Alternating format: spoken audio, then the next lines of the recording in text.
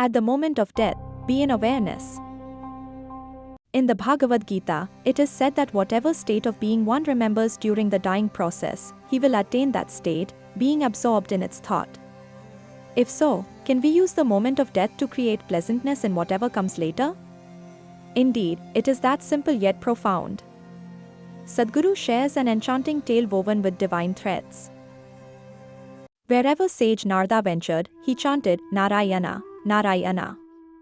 Blessed with passage across the three realms, he once beheld a farmer in transcendent ecstasy, ploughing his fields. Captivated, Narada approached to uncover the source of such bliss. The farmer, immersed in divine nectar, barely noticed him. During his midday meal beneath a tree, the farmer whispered Narayana thrice before partaking. Curious, Narada asked, "What is the source of your bliss?" The farmer replied, "Every day, Narayana graces me with his form. That is the wellspring of my joy." Narada spread the essence of being in sync with Paramatma in all situations by sharing the farmer's story across all the worlds. The mystical moment of death demands awareness that the life is not the body, nor the mind. In India's sacred traditions, chants like Ram Naam Satya Hai help guide the departing soul. To remain aware during this divine transition from the mortal coil to the ethereal unknown is mukti. Mukti can happen only when the realization of life happens much before when it is time to leave body. In your final breath, the dominant thought becomes the quality of your next birth. Craft an aura of peace and well-being as one departs this world.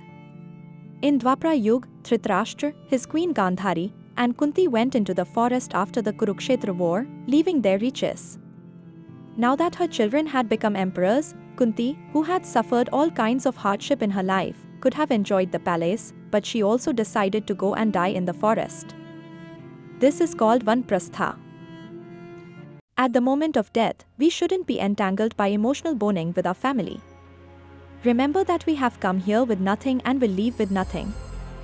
In India, people journey to Kashi to pass within Shiva's grace, avoiding family entanglements.